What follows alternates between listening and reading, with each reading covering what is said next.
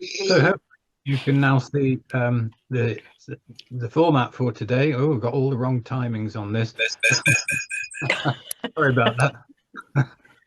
I've updated other things, but obviously not that. Uh, but starting at 10:30, we'll have our group alignment in a moment, and then we'll have talks from Gillian and Petra. Um, then we have the breakout rooms. Then there's a short comfort break, and then two more short talks from Mary Jo and Janice for Kate. Now, Kate Porteous was going to be with us, but unfortunately, she's had to have an operation and she won't be joining us today. But Janice has notes from her and is going to present her little talk. Um, and then there's another breakout room, and then we come back together for comments, questions, and closing intention. So that's our plan for this morning, even though the times are all wrong. Sorry about that. Um, but just to say that what we're basing the idea of today on, and I am going to put my video on now, is this book, Voices of Contemporary Christians Towards the Universal. And this is a book that Cana has published, and Janice, Dolly, and Heather Jane Ozanne um, were were the editors for it, but it has contributions from many people in Cana, just saying how they see their Christian journey now. So, if anybody wants to get copies of this, it is on Amazon, um, or it can be ordered from local bookshops as usual. So, Voices of Contemporary Christians is really what today's talks are about. And I'm very grateful for uh, Gillian Pascas Bell, Petra Griffiths, Mary Jo Radcliffe, um, and Janice on Kate Porteous's behalf for being able to give us short talks each. But we'll come to those in a moment. Bill is going to mute us all now, I think, and Janice is going to light a candle and give us a little alignment. So Janice will have to unmute after Bill mutes.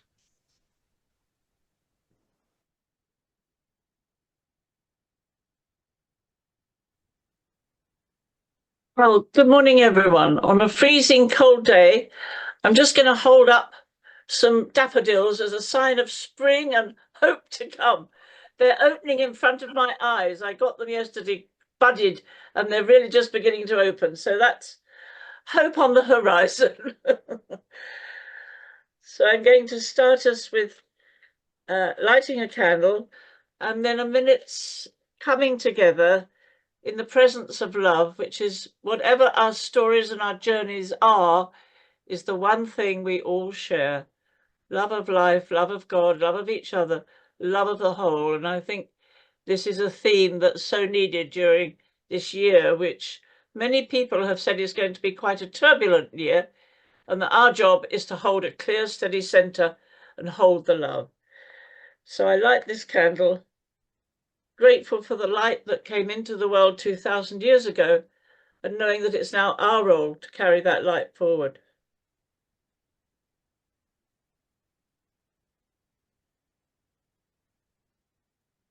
So may our time together be one of joy, of sharing, of realizing that we're all on the same journey, but in so many different ways, coming to a greater understanding of the one life that feeds, nourishes, and sustains us all. So we'll have quiet for just a whole minute of feeling into that.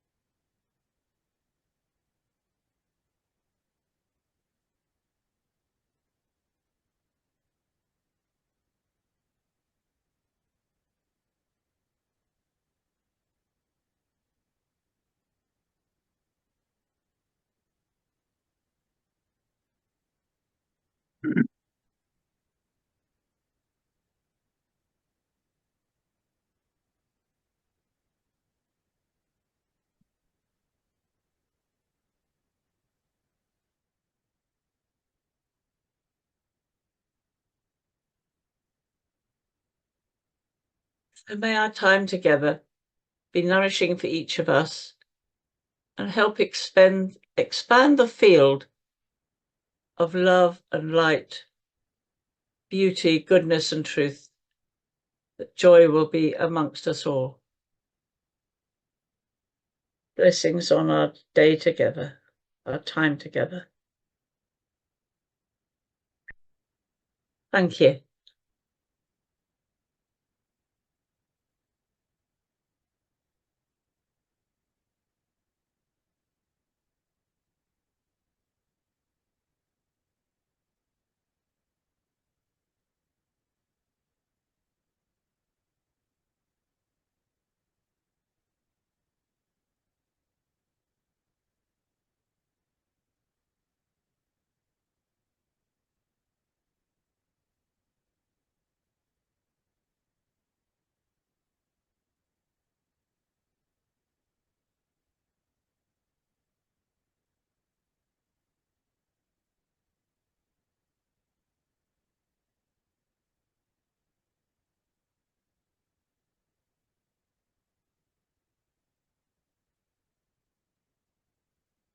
And may love flow among us and be with us always. Thank you. Thank you, Don. Back to you. Thank you, Janice. I'm sorry I've had to keep my video off. It's because my system resources are low, which sounds like an illness, really. But we're coming now to our talks by Gillian Pascas-Bell and Petra Griffiths. But in between the two of them, we're going to leave a short pause, a minute or so, for us to reflect on what's been said and possibly jot down any notes or any things that it's sparked off in our own minds. So it might be helpful if you have a pen and paper to hand if you want to do that. But otherwise, in my faceless state at the moment, sorry, I'm going to hand over to Gillian for her short talk. Gillian, you're muted still. There, that's better. Thank you, Don. And thank you, all of you, for being here this morning and for inviting me to talk. And I've only got 10 minutes, so I'm going to jump straight in. My starting point is these words from Ezekiel. I will give you a new heart and put a new spirit within you. I will remove from you your heart of stone and give you a heart of flesh, and I will put my spirit in you. So my starting point is memories from childhood of two aspects of what I've seen as a heart of stone in society around me, and how I've had to, that'll be my starting point for working my way through that. So the first of these was when I was quite a small child, and somehow I imbibed the idea that humans are completely different from animals, and animals don't really have feelings, and they're not at all like us. And I decided I was going to test this out. I used to visit a lady who had a little budgerigar, and I used to go and talk to this budgerigar whose name was Mickey, and I would tell him stories to keep him company. And I thought, well, if he doesn't actually have any proper feelings and we're not really doing any real communication, then I could tell him a story about a cat catching a bird and he wouldn't bat an eyelid. So I started on this story in a spirit of scientific discovery, and it wasn't long before Mickey became clearly upset, and I had to stop halfway through and apologize to him and explain why I was doing what I was doing and that I would never do it again and I was really sorry and all the rest of it. And in the years that followed, I came to look after a guinea pig and two splendid German shepherds, and we now have a pusscat. And I had a short acquaintance with a horse. And it became clear to me that all of these creatures had a strong emotional life. And that the idea that I kept getting that, you know, to think in these terms was to anthropomorphize these animals was just not right. I believe that the scientific community has moved a long way from the days, well, I suppose started by Descartes telling people that even if animals looked as if they were suffering, they weren't really, because they're only sort of automata. And Jane Goodall's famous work with chimpanzees began to change the view of people on that. And a little while ago, I read this book, Soul of an Octopus by Cy Montgomery, where again, a naturalist is clearly understanding the emotional life of creatures very much more different from ourselves than guinea pigs, dogs, and even budgerigars. And I think of that verse in the Bible, I shall have dominion, you shall have dominion over, you know, all the natural world. And how this is a real step away from how the indigenous people used to look at things, as seeing ourselves as humans as part of the natural world. And I do feel that having dominion over the world is something that we can see as underlying the damage, the now serious damage that we as a species are doing to the environment. And I look upon that idea as one aspect of having a heart of stone. The other aspect I wanted to focus on that also came up when I was a slightly older child, my mother had decided not to have me christened because she felt that baptism should be an adult decision. And when I mentioned this at school, somebody very earnestly and with my best interests at heart told me that if I died, I couldn't be buried on consecrated ground, and then I wouldn't be able to go to heaven. So I put this to my mother, and she said, if that's the kind of heaven God keeps, I wouldn't want you there anyway, which was my first little lesson in how we make God in our own image, and our ideas about God are very, very partial. So I called that God the God of the rule book. And I met that God again in my early 20s, when by this time I had been introduced to a charismatic house church, and I became a member of that church. And there was a lot of emphasis on the importance of believing in Jesus in your heart and confessing him with your lips in order to be saved. And if you weren't saved, of course, you were condemned to eternal damnation, which again was an uncomfortable, actually a hideous thought, the idea of people being condemned to eternal suffering because they didn't believe in a correct way. And for a time, I did actually try to make myself believe, but I thought that late on more mature reflection, that we have no control over what we believe any more than we have control over our feelings. We feel what we feel, and of course we can tell ourselves to calm down, and we believe what seems to us to be true. And our feelings and our beliefs give us information about how we are.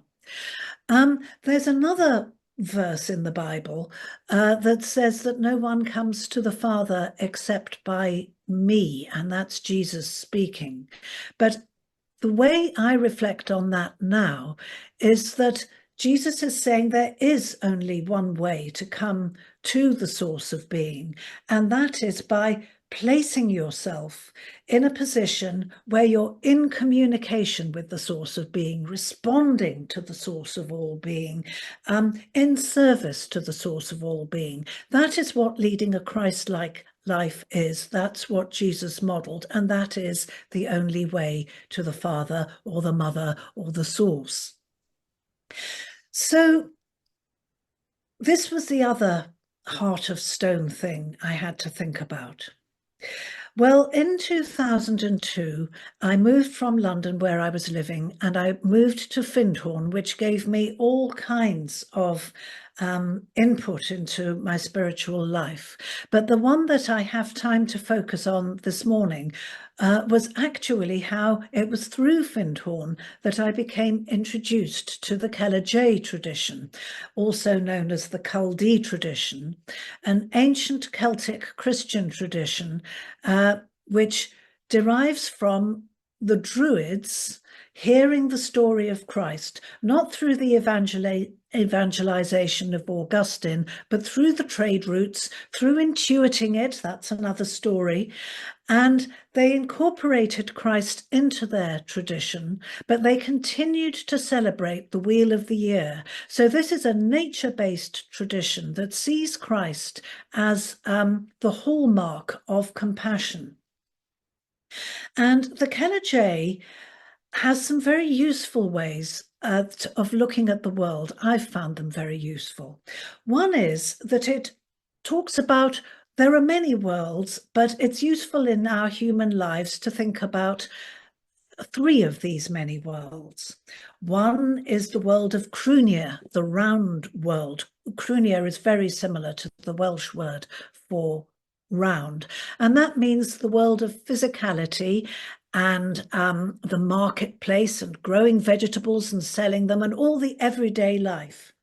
Then there's the world of Altair, also known as the not world, but this is the world of imagination, of dream, of myth, of poetry, of art, of the imagination and all our ideas. And this, of course, is a world that's very important in human life. And the third world is the realm of Niasht, no-thingness. The no-thingness is where we arrive at the threshold of the divine reality, which we cannot go very far into in our human lives. But the Cana rests on two pillars. One is that it's good to keep on approaching that divine world, the world that perhaps we get a glimpse of when we have mystical experiences, numinous experiences, the experiences that we remember all our lives, but which we've probably only had for a short period of time. So we do that through silent meditation. The other pillar is the pillar of Fegid, that's a Gaelic word, or watchfulness, self-witnessing. And this is all about observing ourselves, perhaps helping ourselves to observe ourselves through the period of Lent by looking at a particular trait we have, which we feel is getting in the way somehow. And we don't try to alter that trait, we just watch it, and we watch and watch and watch like a hawk. And through that watchfulness, we start to bring more and more of our automatic lives into the realm of conscious awareness, where they gradually change because our beliefs change just easily of themselves. And I would like to finish this talk just by saying I'm looking back to when I was training as a counsellor, and a wonderful woman called Agnes Begain, and I love that surname Begain because there were medieval order of nuns called the Begains who were very mystically inclined, and they took down the sermons of Eckhart, which is why we have them today. But she taught me about Freud's concept of id, ego, and superego, and how the id is our basic drives, and the superego is all the things we've been taught by our parents and teachers and by society, and which tell us what we ought to do, and how so much of the id and the ego is unconscious and leads to automatic behavior. And what we need to do is to, through observation, through this watchfulness, bring more and more of those unconscious sides into the realm of awareness. And that builds up what Freud would call a strong and healthy ego. And the ego gets a bad press in spiritual circles, and we're told about people having too much ego. But in the way that Agnes Beguine taught me to think about it, we need a strong ego, but then we need to place that ego in service to the divine compassion and love and all the qualities that are always true. And I close with those words of Jesus: my words will never pass away. Heaven and earth will pass away, but my words will never pass away. And I think that means that the qualities that are truly eternal will be true in any possible world. And these are the qualities that St. Paul writes about when he says in Philippians, whatever is true, whatever is noble, whatever is right, whatever is pure, whatever is lovely, whatever is admirable, if anything is excellent or praiseworthy, let us think on such things. Thank you. Thank you very much, Gillian. Plenty to think about there for us. Thank you for sharing something of your journey. I know it's a lot to fit into 10 minutes, but you did admirably. Thank you. So let's take a few moments to let all that sink in as we just maybe make a few notes or whatever, but let's just take a few moments quiet and let it all sink down into our being as well.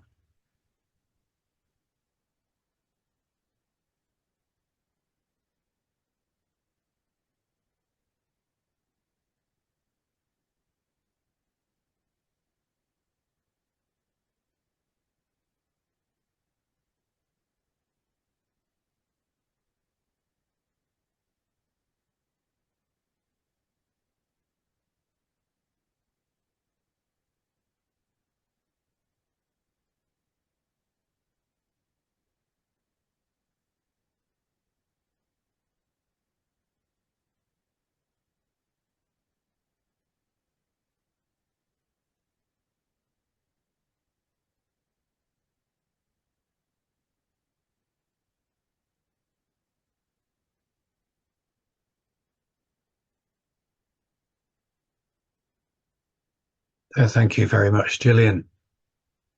So we're going to move on, if we may, to Petra, who is going to share something of her journey as well. So Petra, over to you, if you can unmute.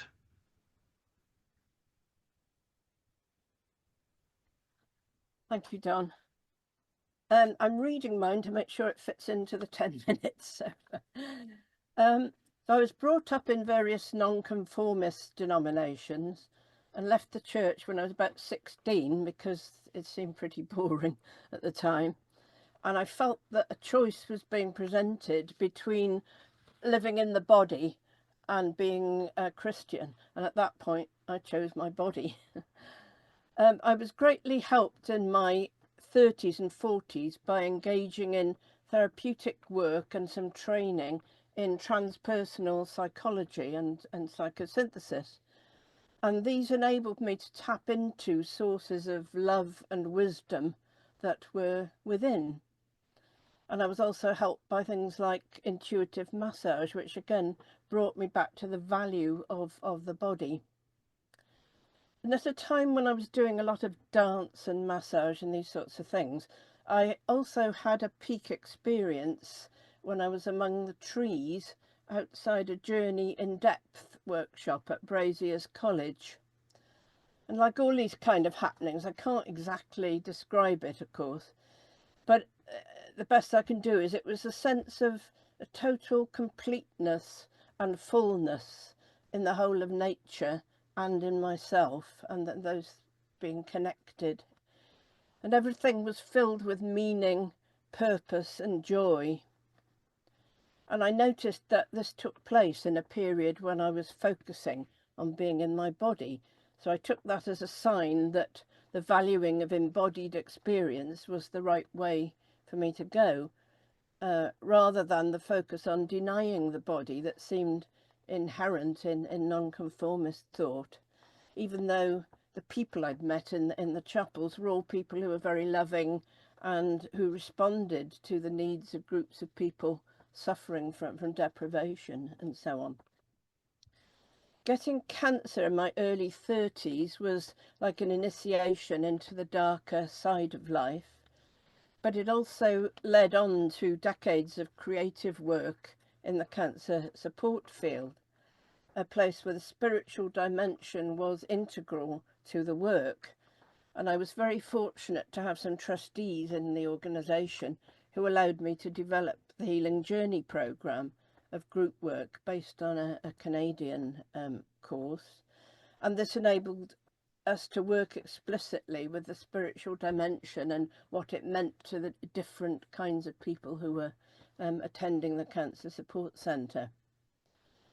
When I came across Matthew Fox's work on the creation-centred tradition of Christianity in my late 30s, that gave me a much broader vision of what Christianity was at its origins and enabled me to relate to it again. And since Donald Reeves was providing a place at St James's Piccadilly where creation spirituality could be explored, I began to go to services there and found there were some women in ministry in particular, even before they could be priests, who were providing very healing approaches, which meant I developed a quite different sense of what Christianity meant. And Donald's very creative and maverick ministry also opened up very large spaces for people and connected with the great issues of the time, especially growing inequality in the 1980s and the start of awareness of the ecological issues. And the encouragement to ask questions and not leave your mind outside the door also helped the services to feel inclusive, and also the extent of involvement of lay people was very impressive. Looking at my faith and spiritual journey now, I see the Holy Spirit as the breath of God, spoken of as Ruach in the Hebrew scriptures, dwelling within us and moving through us. And I believe that this Spirit is present in the liturgies at St James's, and that the traditional wording of parts of the liturgy, which isn't very meaningful to some of the people attending, but it doesn't prevent a real spiritual presence there, which I sometimes sense directly, but often through music or through the ritual movement around the church, and also the gathering as one body for the Eucharist, which is very meaningful to a lot of people. In order to have liturgies that are worded inclusively, a group of us also arrange journeying together meetings monthly, which enable us to connect together, explore spiritual themes, celebrate life events, and support one another when there's illness or other forms of trouble.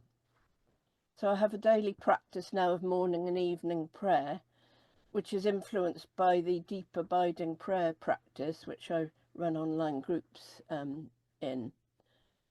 And I brought into the morning and evening practice each day the presence of angels after reading Christine Walters-Paintner's book, Love of Thousands, Angels, Saints and Ancestors.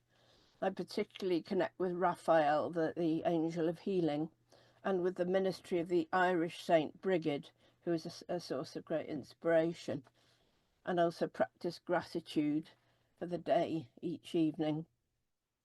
Books are a source of nourishment. Forms of movement such as circle dance, qigong, near dance have been important, because I'm one of those who finds it very difficult to just sit still suddenly. I find it much better to go through some movement, and then stillness sometimes arrives.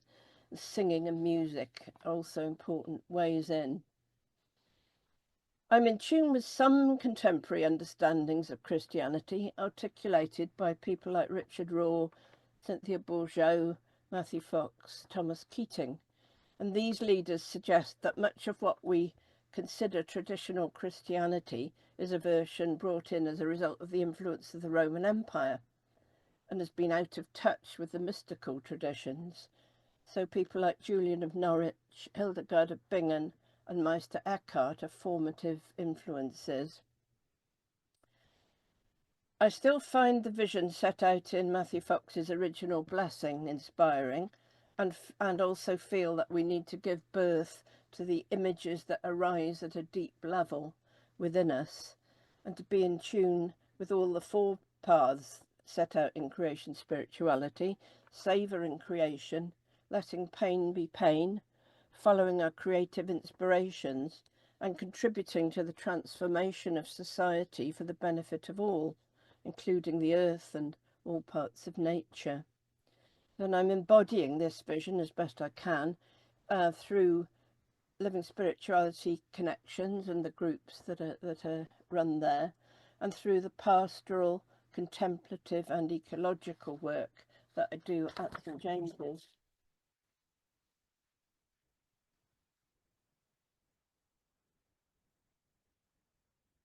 I believe we need to experience the presence of the sacred within the everyday and listen for what the Spirit is saying, which is a phrase that's used in church every Sunday.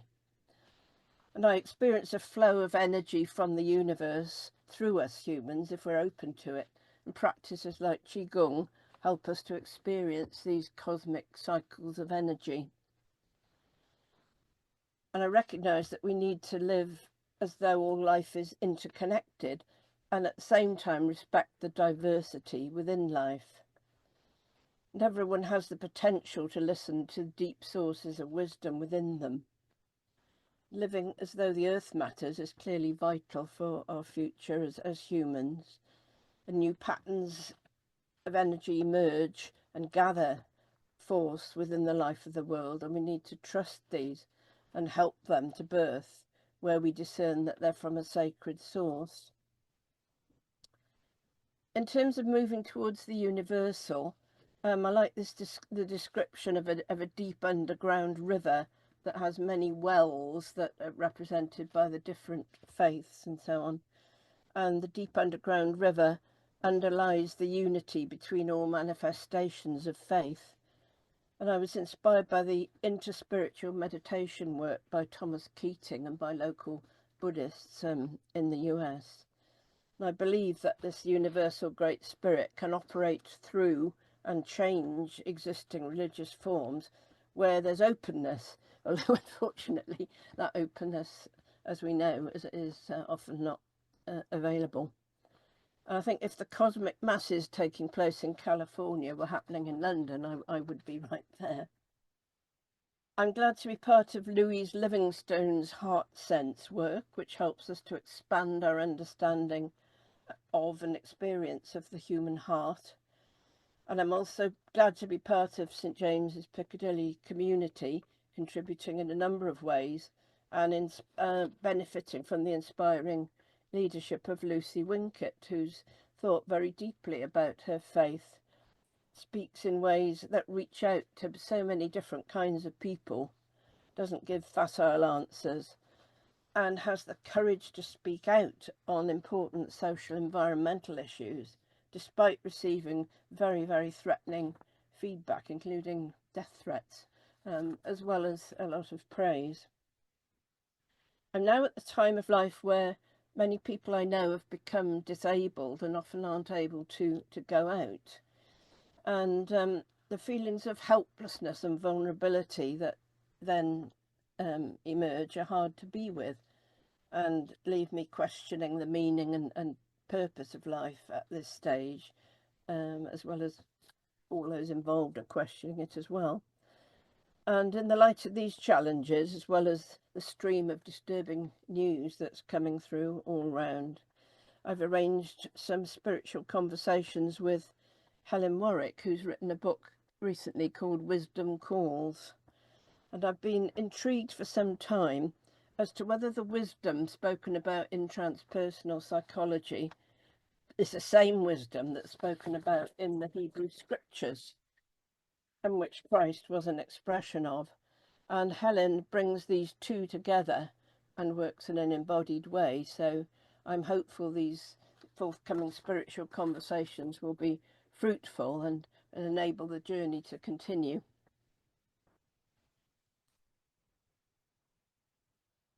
Well, thank you very much, Petra. Again, lots to think about, and very grateful to you for putting it all so concisely. So let's just take a moment quiet, and then we're going to split into breakout groups with the simple question of what key things have helped on your spiritual journey. What key things have helped on your spiritual journey? So let's just keep a moment's quiet before Bill separates us into groups.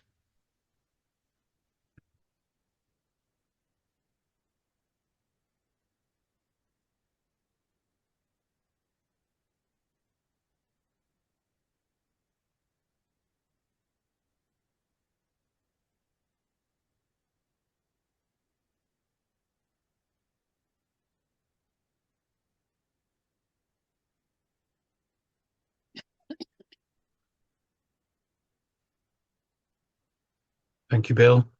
We can go to our different rooms now. Well, I think most people are back now, and we're going to move on to our next two speakers who are going to say a little bit about their journey with Christianity. So we're going to start that with Mary Jo, first of all. So Mary Jo, if you are unmuted, so I'll hand over to you. Thank you. Trying to fit 85 years into 10 minutes has been quite a challenge. So much is unsaid. It's a life of two halves. This is a spiritual journey where Providence has frequently stepped in to redirect my path. What I thought would lead me to God often didn't. The first half was a narrow, rule-bound understanding and living of a very traditional and devotional Catholic hereditary. The second, a slow and gradual discovery of an ever-expanding and deepening cosmic vision. I was born in London 10 days after war was declared. At 2 months, Nanny, my elder brother, and I were sent to a deaf grandfather in Yorkshire for safety. Soon, obedience and fear developed. It became very much part of my life. In January 1942, we came back to London to another brother, bombs, air raid shelters, and gas masks. We knew about the Germans, but they were never spoken of. I frequently had nightmares of Germans chasing me to the cliff edge. Life was frightening, and obedience was essential. We lived by the church rules, which I was assured would lead me to heaven. I made my first communion expecting to feel wonderful. I was disappointed. Confession, rosary, and benediction and mass were shaping my life, but no questions were ever asked. At 10, I went to a Catholic boarding school where the pattern was confirmed. I now had 5 brothers, and life was for the boys. I deeply desired to do something worthwhile with my life. I explored nursing, care of the bodies, but I became aware that the best thing I could do was to give my life to God, and immediately, so I wasn't in danger of losing my vocation, which was considered the worst thing I could do. So at 17, I entered the convent where I had been at school. Yet again, I was trained in keeping the rules and taking the vows of poverty, chastity, and obedience for the whole of my life. Still, no questions asked and no theological expansion.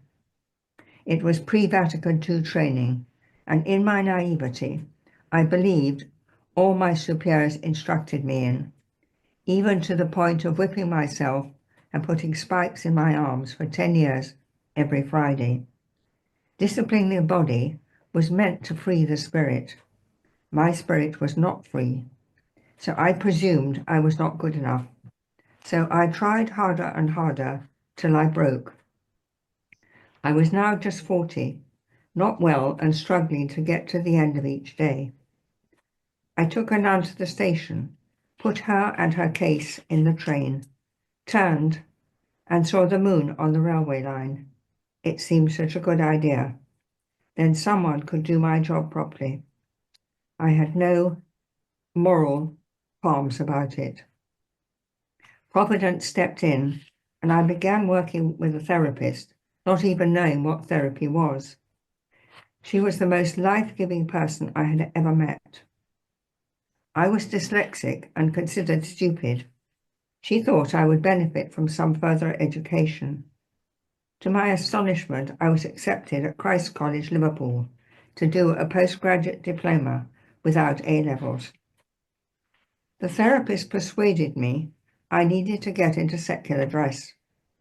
I will never forget putting on a blouse and skirt, looking in a long mirror.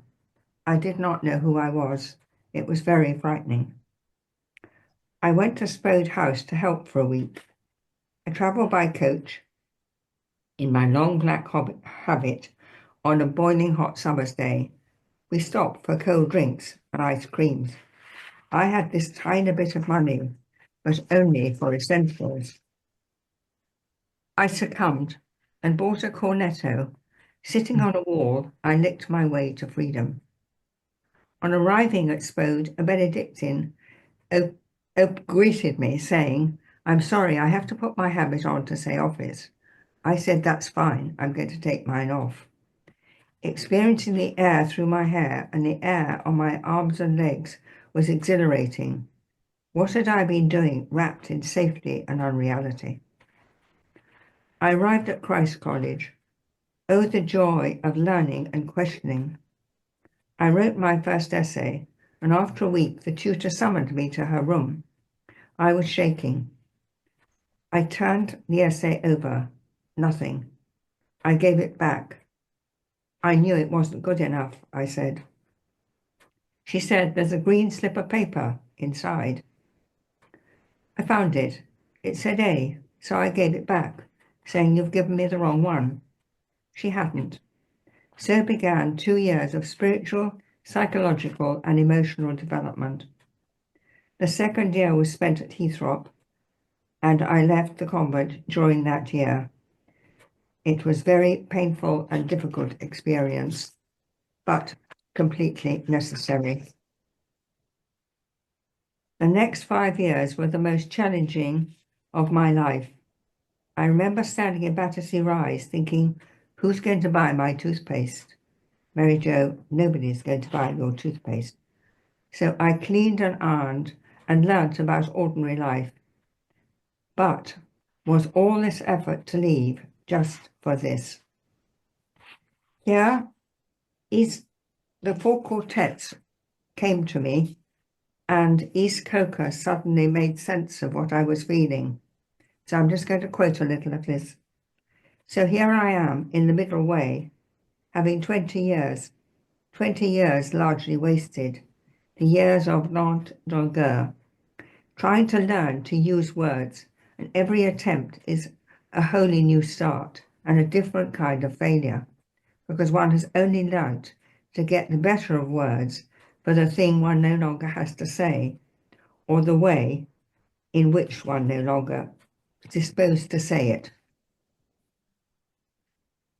It is a new beginning, a raid on the inarticulate with shabby equipment always deteriorating, in the general mess of imprecision of feeling and undisciplined squads of emotion. I said to my soul, "Be still and let the dark come upon you, which shall be the darkness of God." As in a theatre, the lights are extinguished for the scene to be changed. With a hollow rumble of wings, a moment of darkness on darkness. I said to my soul, "Be still and wait without hope." For hope would be hope for the wrong thing. Wait without love, for love would be love of the wrong thing. Yet there is faith, but the faith and the love and the hope are all in the waiting. Wait without thought, for you're not ready for thought. So the darkness shall be the light, and the stillness the dancing.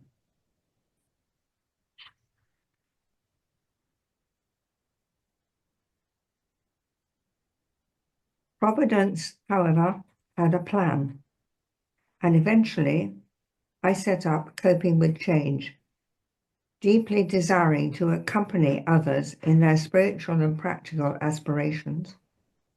I learnt a great deal, but was still searching for a spiritual path when I came across Brown Swim, American mathematical cosmologist. His video, The Hidden Heart of the Cosmos, captivated me. This was what I was unknowingly looking for. I saved all my money and bought his 12 videos, The Canticle of the Cosmos, which I began sharing with a small group. We are continually inspired by them. I also set up a solstice group and Celebrating the Sacred, of which my soul was fed, and then also my one-to-one work. So it has been a journey from a narrow, rule-bound, devotional way of life to one of ever-expanding and deepening cosmic significance. I am profoundly grateful to all organizations and individuals who have come into my life when I needed them most. So the golden thread of searching ever more deeply for love and meaning continues. Thank you.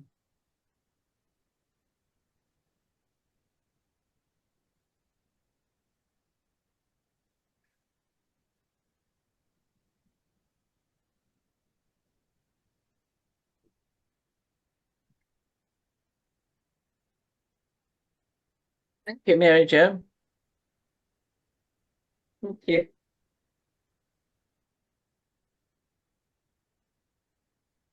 Yeah. Sorry, I lost reception there for a moment. Thank you, Mary Jo. Let's take a moment's quiet before Janice tells us of Kate's journey.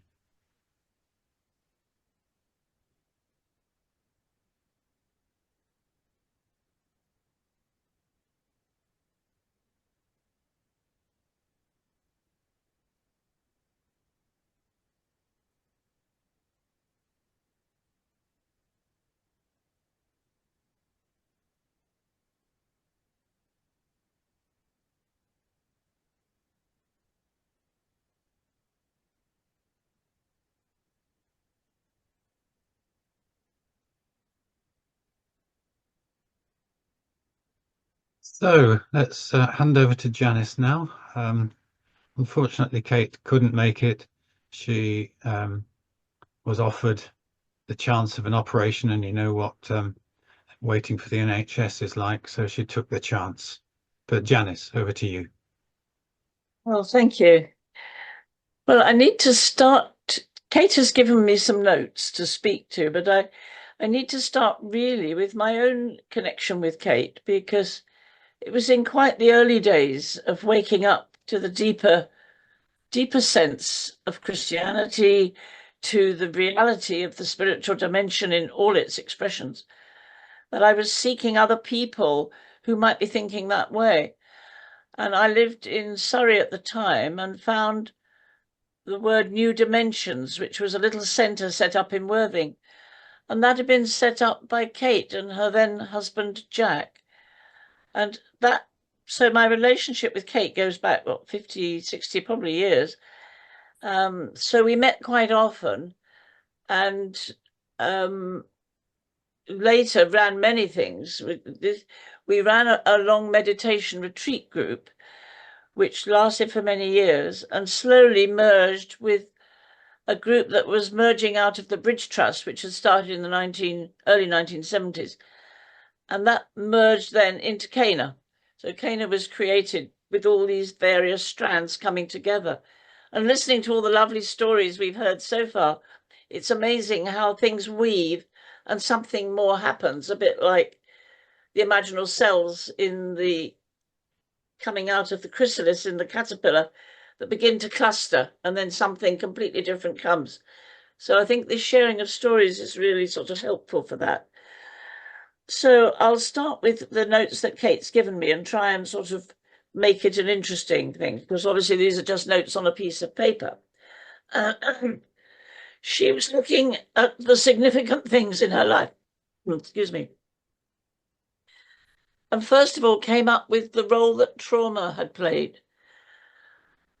She describes traumatic events that led her to look for something more. One was she was sent to boarding school at quite an early age and was extremely unhappy, and that looked to the chapel for comfort. She went and sat in the chapel and found silence there, comforting somehow. So that was as a young child. She then had a very traumatic miscarriage, which made her pushed her to find help from yoga and other Eastern sources. So that was another step in her journey. And then she describes the last step, which was her husband and her mother all dying within a couple of days of each other. It's 1 January, a long time ago. And it made her stand in her own light and not depend on her mother, because her mother had been a very early teacher for her and was obviously a very spiritual person. And Kate recalls the refrain that her mother often told her, which was, "First find thyself, 'tis half the road to God. Then lose thyself, and all the path is trod." I think that's quite nice. So her first marriage, which gave her 2 children, she has a boy and a daughter and a son,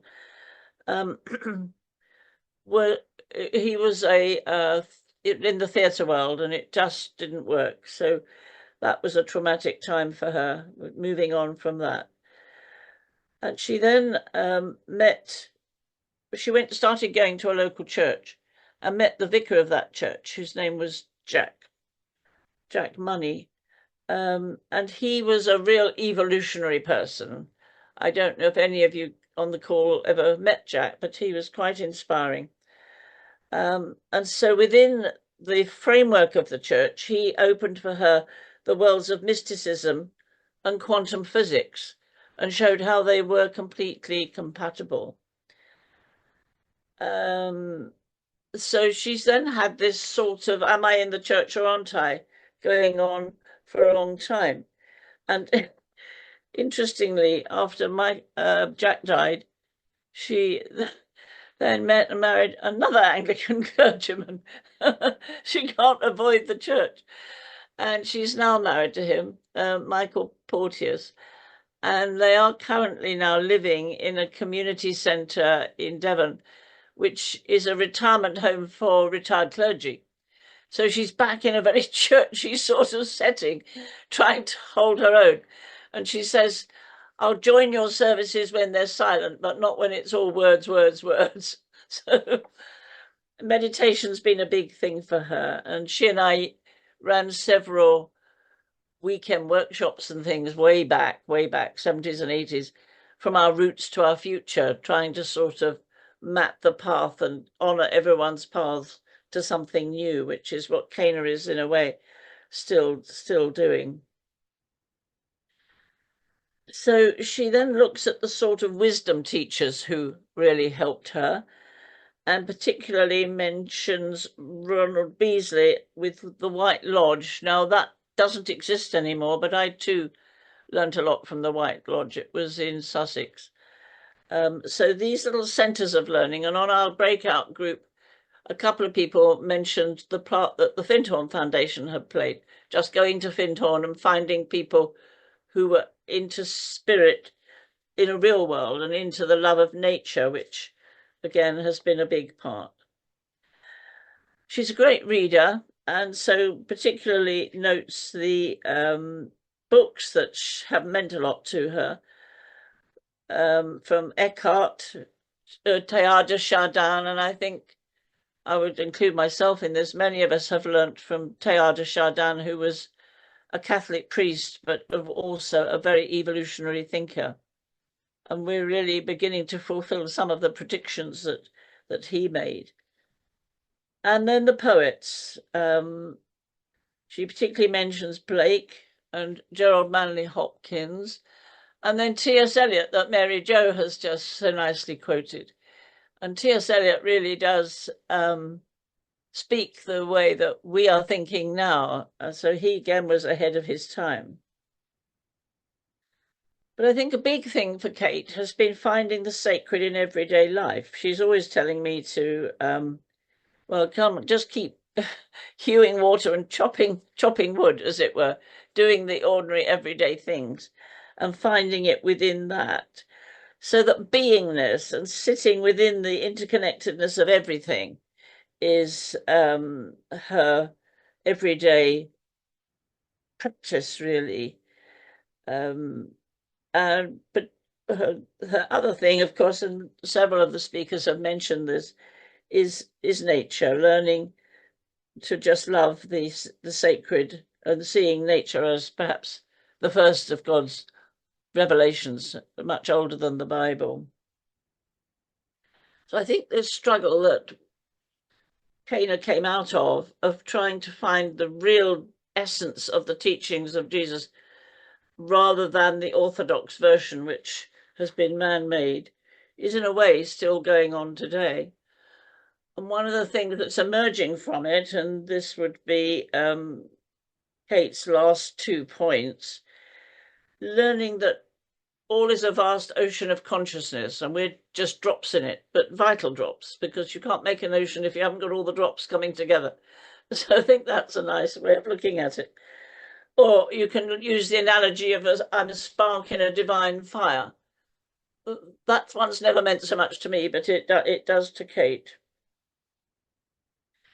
So I think lastly, Kate's talking about moving on to the more universal spirituality and feels that we have to become spiritual linguists in order to drop our religious sort of language, which is what we were mentioning earlier in my group, to meet others in a language that's comfortable for them, because then we can perhaps begin to have a movement of movements that can spread the messages to the world that it really is so much needed.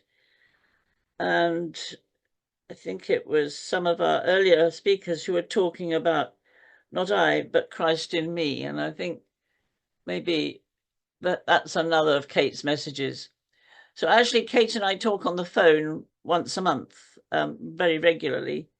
And so we keep in touch. So I hope I've sort of given you some idea of how she would have presented it if she'd been able to. But I'll stop there, and you can ask me any questions if you want. I'll try my best to answer them. Thanks, Janice. Thanks. Yeah, it's difficult to present somebody else's views, but I think you've done admirably well. Thank you. Well, maybe we should go into our breakout groups. And the question to sort of focus on for this one was, what have you heard that has been affirming or enlightening for you? But I see Judy has raised her hand. So do you have a question, Judy? No, it's not a question, just a comment, just to say what a lovely presence Kate has. It's a long time since I met her, but one feels better, that the whole world is better when one is with her. That's nice, thank you. Thank you. Yes, she has a very sort of light aura about her, I think. Yeah. So in our breakout rooms, we will think about what have you heard that has been affirming or enlightening for you. So, Bill, do you want to put us in our rooms now? Well, we have a chance now to have a little bit of sharing of ideas and points that may have come up in your small groups. So we can, Bill, I think we'll need to go back to gallery view. That's it, so that we can see who wants to say something. If you know how to use the raise hand facility, which you'll find under React at the bottom, then please do that. If you haven't a clue how to do that, just wave your hand frantically. Hopefully we'll see you. But Barbara, you've got your hand up.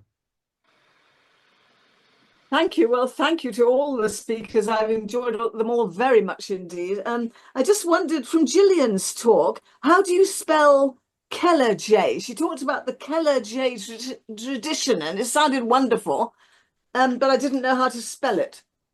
Right. Well, perhaps the most practical thing is to tell you the name of their website, where you'll see it all properly written with the accents and everything. But the website is CEILEDE.co.uk.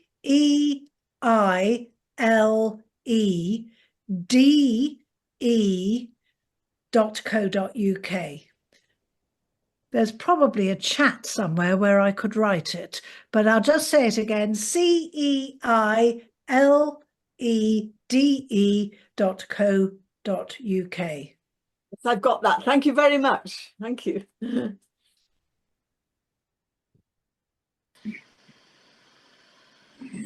Can I just say something very briefly about Cana Day? I'm based in Ireland and we have a great Irish tradition. And, you know, the Celtic spirituality would be strong here, well, would be underlying all of what we do and say. And for me, the word Céile Day, you might have heard the Gaelic word Céile, which is, it means two things. One, it means a celebration or a dance. We'd have a Céile. And the other one is Kayla, we're together, like the Kayla means being together. And then Day is God. So it's a dance with God, or it's being together with God. It's Kayla Day. It's a beautiful word.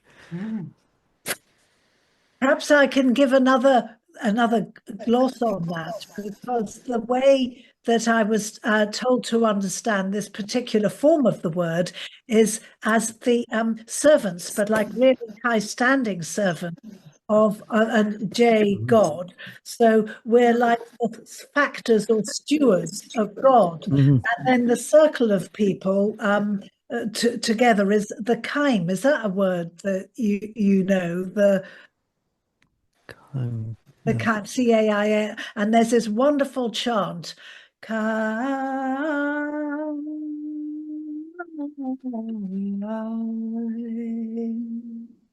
Agus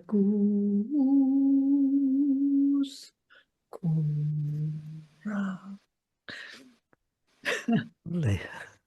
Thanks, Gillian. Yeah, fascinating. The dance with God. I've put the kelaj.co.uk in the chat for anybody who wants to see how to spell it again. Thanks. Very interesting. Mary Jo.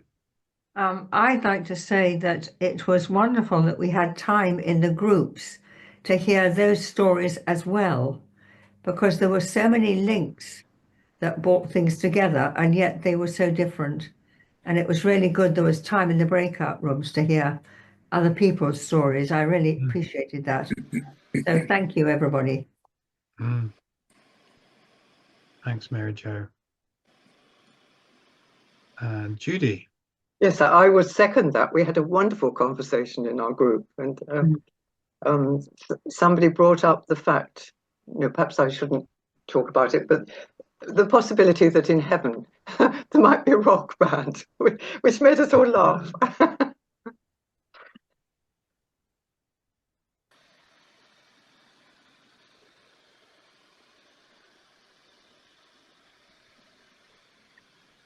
Okay, anybody else would like to ask anything or say anything? One of the things that came up very strongly in our group was the role of trauma in sort of stripping away all the excess stuff that we've accumulated through life in our personalities, and stripping us back to basics, and us having to think, who am I? What am I really about? Yeah. And hence opening to the divine as well. So that the role of trauma came out very strongly in our group. Maybe it did in others. Carol. Just to add to everything that's been said, and sort of really lovely being in the same groups and being able to continue the sharing. It very much, by one person, was brought up and everybody agreed. Janice Dolly, your introduction was very, very moving, and I'm sure it's helped a lot with this beautiful session. Thank you, and to everybody. Thank you, Carol. Thank you, Carol. There's a note in the chat saying that Raymond put his hand up. Oh, Raymond. You're muted, Raymond.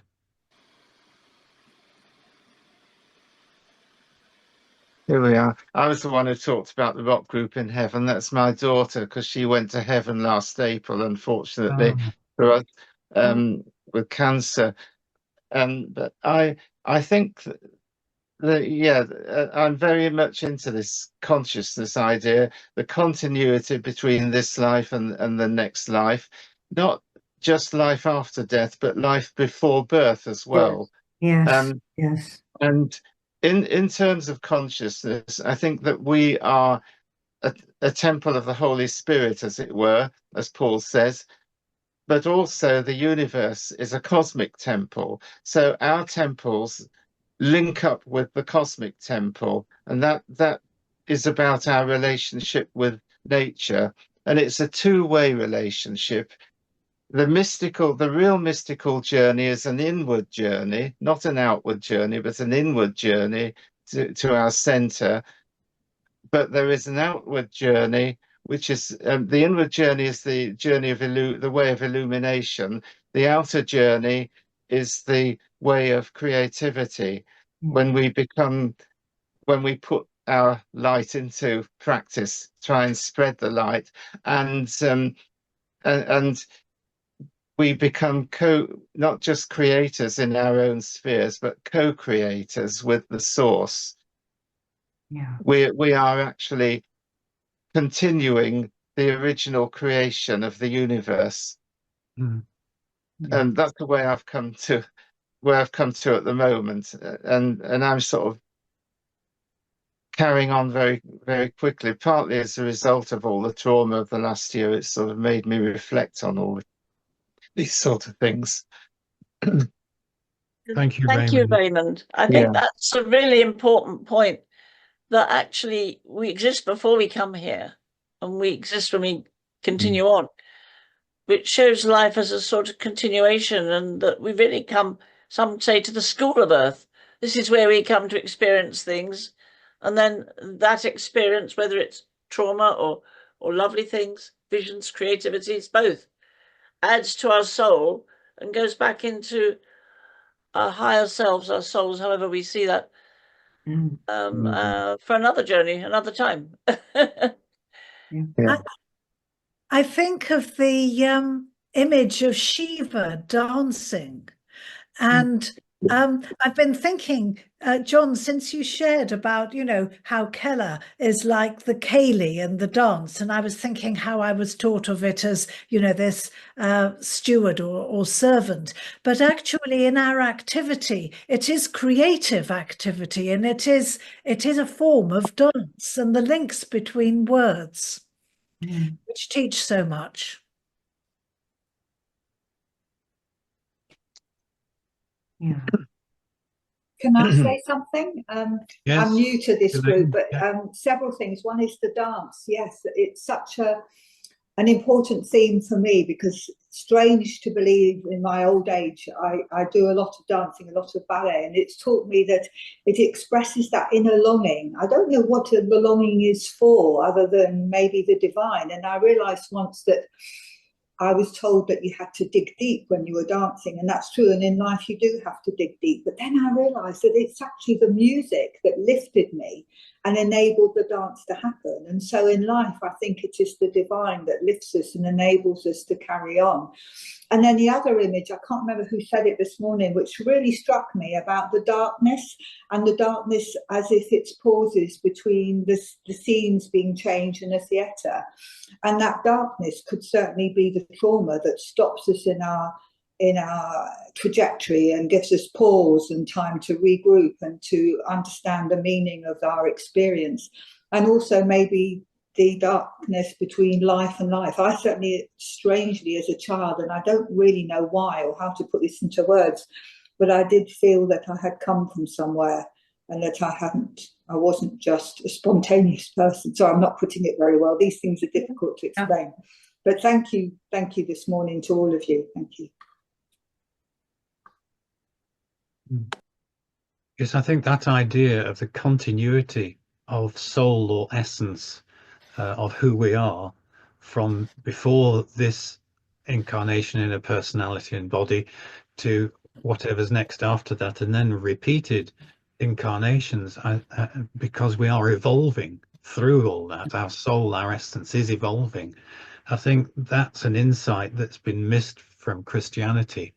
And once that can be adopted, and I think, you know, the idea of reincarnation has been expounded by quite a few prominent Christians in the past, but it's been ignored by the church. Now, I don't like to criticize the church because they've held things through 2000 years somehow, and the mystical strand of that has gone on as well. But there are some key things I think that they've lost, and one of those I think is reincarnation. Yes. That might make another topic for a conscious conversation, mightn't it? It might do, yes. And the bureaucracy in the church prevents all sorts of things happening. I'm struggling with that in my own church at the moment.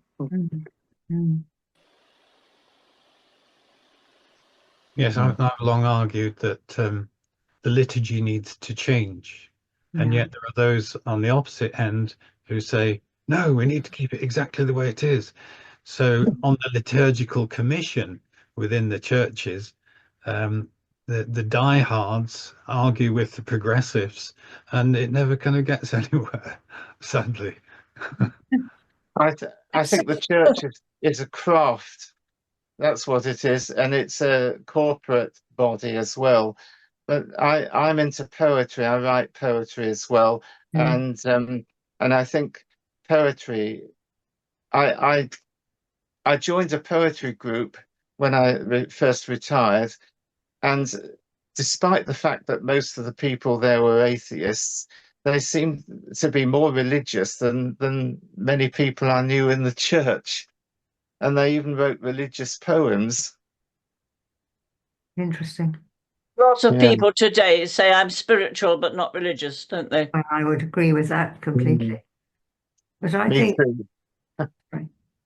think this morning has been an amazing expression of unity and diversity, because there have been so many different strands that people have brought in, which has been really rich. And yet we are all one, and we're all seeking that deeper level of the divine. I think in our search for unity, we're doing it back to front. It's not a question of going from diversity into future unity. We have to start with our unity and apply this within our diversity. That's why the churches won't be united. Our time is slowly coming to an end, but Pat, you have your hand up, so a last word from you. I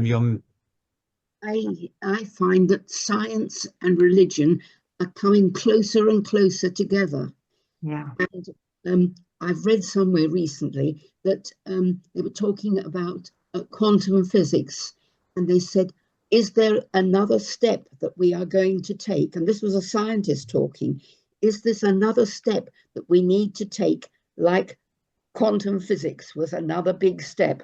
Is there another big step that mankind has to take? Absolutely. Convergence of science and spirit, I think, is beginning to happen. Well, thank you very much, everyone. A really valuable interchange of views and ideas. We're going to finish with our final closing intention.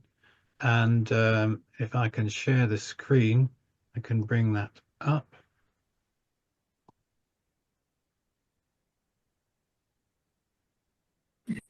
So there we are. Our closing intention: may our spiritual journeys be guided and expanded to bring blessing on our lives and on our world.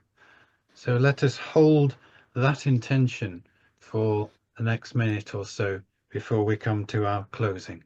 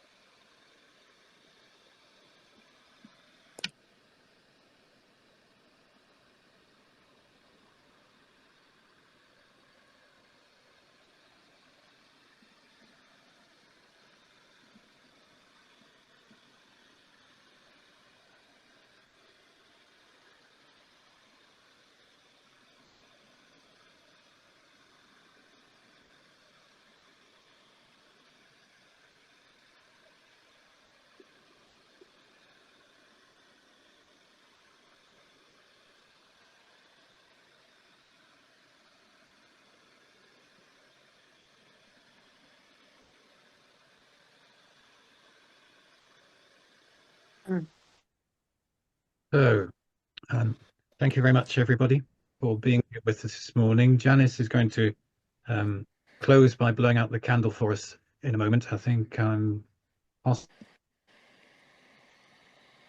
possibly losing some of them. Yeah. But just to say that our next conscious conversation will be on the 3rd of May with Reverend Dr. Joyce Tillman. And she's going to speak on the variety of practices that she uses in her community church, and so on the remarkable 12th century mystic Hildegard of Bingen. And she's quite an expert in Hildegard. Janice, I'm going to hand over to you for our final blowing out of our candle. Well, thank you, Don. It's been a very rich morning. And as our stories come together, may we indeed send out ripples of love and blessings to the world. There's a great shift underway to a new era ahead, and it's all of us coming together, affecting the field, however we see that will bring this about. And maybe that's why we came to Earth at this time. Yeah. So I'll blow out our candle and send love and blessings as far as our reach may take us. Thank you. Thank you. Thank you. Thank you all. And thank you especially to our 4 contributors, Kate in her absence, but for Petra, for Gillian, and for Mary Jo. Thank you very much for taking the time to share that with us this morning. Thank you. Bye-bye, everybody. Fare thee well. Bye. Thank you. Thank you. Thank you.